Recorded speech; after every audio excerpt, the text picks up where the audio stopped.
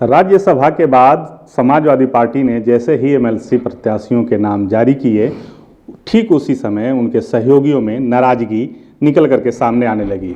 ओम प्रकाश राजभर के बेटे अरविंद राजभर ने साफ कहा कि उनके साथ जो किया गया वादा था उसको पूरा नहीं किया गया है। समाजवादी पार्टी के एक और सहयोगी हमारे साथ हैं, डॉक्टर संजय सिंह चौहान, जनवादी पार्टी के अध्यक्ष हैं। सर, क्या आपकी भी कोई बातचीत अखिलेश यादव से हुई थी? आप भी नाराज हैं? देखिए, एमएलसी चुनाव को लेकर के निश्चित तौर पर हमारे कार्यकर्ताओं में भी नाराज़गी है और मुझे भी दुख है।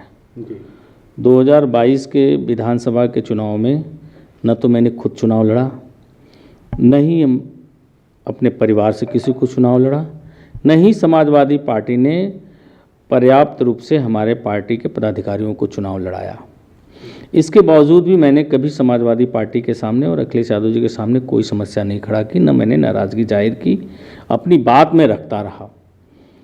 और जब भी मेरी अपनी बात होती थी तो निश्चित तौर पर समाजवादी पार्टी नेताजी के द्वारा यह मैसेज दिया जाता था कि तुम्हें कुछ करने की ज़रूरत नहीं है, सरकार बनेगी, एमएलसी बनाकर एडजस्ट कर देंगे, नहीं भी बनेगी एमएलसी बना देंगे। और ये बात सिर्फ मुझसे ही नहीं कहा गया, हमारे पार्टी के प्रदेश पदाधिकारियों का अधिवेशन था, उसमें भी इस बात को कहा गया। तो ये बात हमारे पार्टी पदाधिकारियों को सबको पता था कि अखिलेश यादव जी लोकसभा का, विधानसभा का चुनाव का रिजल्ट कुछ भी आएगा, लेकिन हमारे नेता को एमएलसी बनाएंगे। और आज जब चयन की बारी आई, परिणाम हमने देखा, तो मेरा नाम न उस लिस्ट में न होने की वजह से कार्यकर्ताओं में आक्रोश और मायूसी है। और ये मेरे अंदर भी है और निश्चित तौर पर मुझे कह करके नहीं दिया गया, ये गलत बात है। सर, आपने जब 2012 में भारतीय जनता पार्टी से अलग होने का निर्णय लिया था, उसके बाद तमाम ऑफर आपको भारतीय जनता पार्टी की तरफ से आए। समाजवादी पार्टी से जो आपने अपेक्षाएं की थी वो अपेक्षाएं पूरी नहीं हुई हैं। अब आगे का रास्ता क्या होगा आपका? देखिए, मैं भाजपा के पूंजीवाद और फांसीवाद के खिलाफ चुनाव लड़ा और अखिलेश यादव जी का साथ दिया। मैं अखिलेश यादव जी का सबसे पुराना एलआई हूँ। मैं विगत 5 सालों से अखिलेश यादव जी के साथ मिलकर के काम कर रहा हूँ और उनके साथ संघर्ष कर रहा हूँ। उस भाजपा को कैसे कमज़ोर कर सकते हैं, समाजवादी पार्टी को कैसे मजबूत कर सकते हैं, इस विषय पर लगातार कार्यक्रम किया हूँ और अपने लोगों को जोड़ा हूँ। अति पिछड़ी जातियों में भी संदेश दिया हूँ और अति पिछड़ी जातियों को भी जोड़ा हूँ। आज जिस तरह से अखिलेश यादव जी ने निर्णय लिया, इससे सिर्फ मेरे अंदर ही नहीं, अति पिछड़ी जातियों में भी एक निराशा गई, क्योंकि अखिलेश यादव जी को यह तय करना पड़ेगा कि वो बिना अति पिछड़ी जातियों को जोड़े 2024 के लोकसभा के चुनाव में वो भाजपा का मुकाबला नहीं कर सकते। और ये जातियां उनके साथ नहीं जुड़ेगी और भाजपा को नहीं छोड़ेंगी तो भाजपा के खिलाफ लड़ाई इतनी आसान नहीं रहेगी। और जिस तरह से उन्होंने राज्यसभा के चुनाव में गठबंधन दल के एक नेता को उन्होंने सेट किया, राज्यसभा भेजा, तो एमएलसी के चुनाव में भी गठबंधन दल के नेताओं को भेजना चाहिए था और जिसमें सबसे बड़ा हक मेरा बनता था। अखिलेश यादव जी ने ओम प्रकाश राजभर को पर्याप्त सीटें दिया, उनके बेटे को विधानसभा का चुनाव भी लड़ाया। ये अलग बात है कि वो चुनाव हार गए। केशव देव मौर्य को भी उनके बेटे और पत्नी को चुनाव लड़ाया। मैं तो लड़ना चाहता तो मैं खुद लड़ता और जीतता भी, लेकिन मैंने अपनी लड़ाई से ज़्यादा हमने पार्टी की मजबूती के लिए काम किया कि सरकार किसी तरह से बने। सरकार बनेगी, गठबंधन मजबूत होगा, समाजवादी पार्टी मजबूत होगी, तो अखिलेश यादव जी मेरे बारे में सोचेंगे और कहें जो कमिटमेंट है पूरा करेंगे। तो मैं तो इसी भरोसे रहा। आप लोग लंबे समय से अखिलेश यादव जी के साथ में हैं, उसके बावजूद तवज्जो नहीं मिलती है। चुनाव के ठीक पहले स्वामी प्रसाद मौर्य पार्टी में आते हैं, उन्हें टिकट दिया जाता है, उनके लोगों को टिकट दिया जाता है, वो चुनाव हारते हैं और फिर से एमएलसी उनको बनाया जाता है। इस बात का दुख है क्योंकि वो चुनाव के ठीक पहले आते हैं और आप तो काफ़ी पुराने साथी हैं। देखिए, स्वामी प्रसाद मौर्य चुनाव लड़े, हार गए। समाजवादी अगर उन्हें चुनाव नहीं लड़ाती तो विषय बनता था। मैं तो चुनाव भी नहीं लड़ा। और अखिलेश जी का यह रवैया पार्टी को कमजोर करेगा, अति पिछड़ों, अन्य पिछड़े वर्ग के लोगों के भरोसे को कम करेगा। और इन लोगों का भरोसा आप पर कम होगा तो निश्चित तौर पर आगे की लड़ाई कमज़ोर होगी। और हम अपने पार्टी के पदाधिकारियों के साथ बैठक करेंगे। इस विषय पर हम अखिलेश यादव जी के साथ भी बैठक करेंगे और बैठक करके आगे का रणनीति हम तय करेंगे। दोपहर में प्रत्याशियों का ऐलान किया, नामांकन किया गया।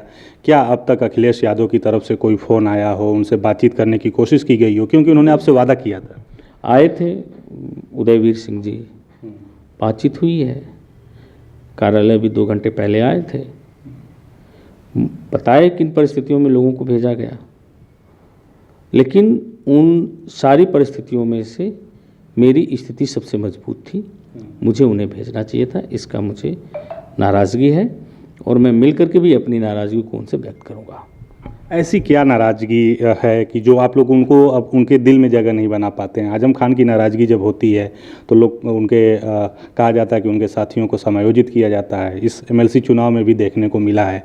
लेकिन आप लोग सहयोगी हैं, आप लोग क्यों नहीं? अखिलेश को डर नहीं लगता है आप लोगों के अलग होने का?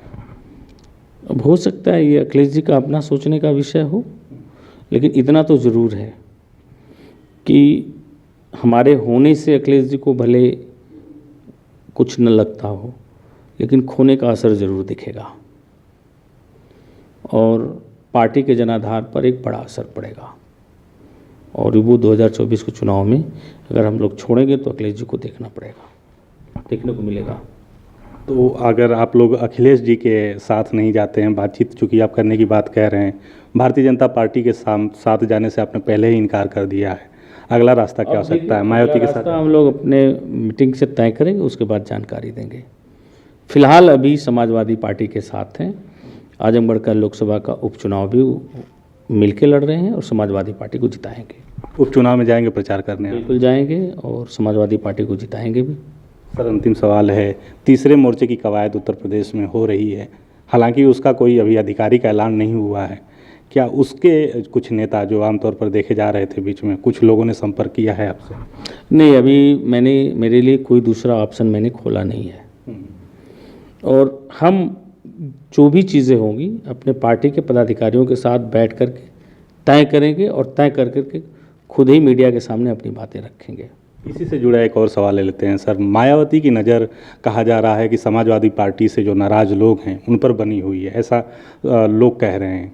क्या अगर मायावती आपको अप्रोच करती हैं तो आप उनके साथ जाने में सोचेंगे? अभी हमने किसी विकल्प पर कोई विचार नहीं किया है और जब तक पदाधिकारियों के साथ बैठक न कर लूँ, अखिलेश जी से बात न कर लूँ, तब तक मैं किसी ऑप्शन पर कोई विचार नहीं कर सकता।